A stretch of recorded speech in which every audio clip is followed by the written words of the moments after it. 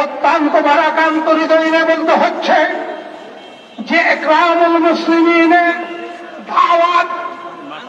দাওয়াত তাবলীগের মাধ্যমে আমরা দিই ওই শাহ সাহেবের গ্রুপ আমাদের দেশের এই সন্ত্রাসী বাহিনীরা বিগত 18 ডিসেম্বর দিবাগত রাত্রে ইকরামুল মুসলিমের স্লোগান দিয়ে তারা আমাদের ঘুমন্ত তাহাজ্জুদরত উলামায়ে কেরাম এবং মুসল্লিদের উপরে সন্ত্রাসী হামলা করেছে।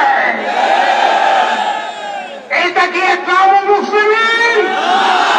আমি জিজ্ঞাসা করতে চাই ওই ইঞ্জিনিয়ার সাহেবকে, আপনি ওয়াসিফ সাহেব, আপনি ইঞ্জিনিয়ার, আপনি আলেম নন, তবলীগ করবে আলেম। কোরআন হাদিসের সিদ্ধান্ত আলেম মানে কেউ তবলীগ করার কোন ক্ষমতা রাখে না। যদি কোন মূর্খ দাওয়াত তাবলীগ করে তাইলে তার নেতৃত্বে তাবলীগটা পদভ্রষ্ট হবে, পদস্খলনে যাবে। সে দাওয়াত তাবলীগের মুরব্বী হওয়ার মতো যোগ্যতা তার নেই। প্রধান উপদেষ্টা এবং উপদেষ্টা মন্ডলী, আপনারা আমাদের রক্তের উপরে সওয়ার হয়ে ক্ষমতায় আছেন। এই দেশের আলেমেরা 13 সালে রক্ত দিয়েছে, 18 দিয়েছে, 21 দিয়েছে, 24 দিয়েছে।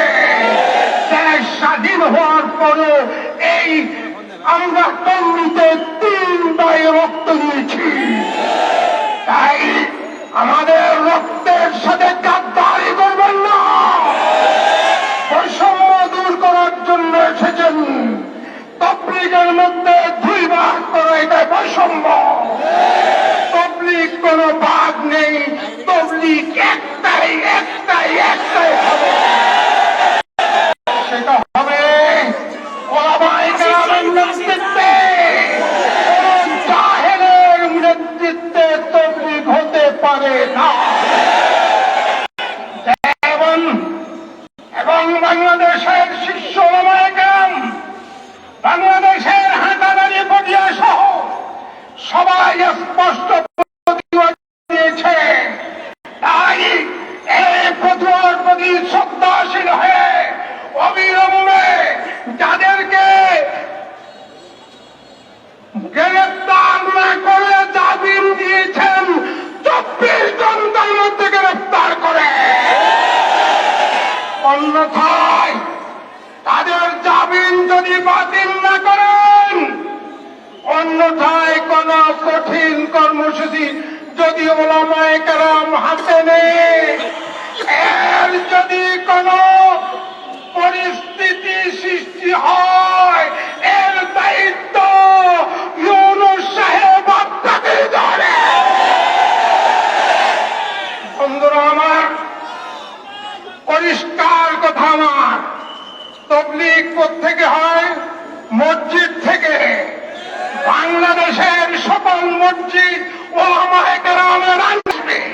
যারা নির্বাচনে বেশি আসন পাবে তারা সরকার গঠন করবে।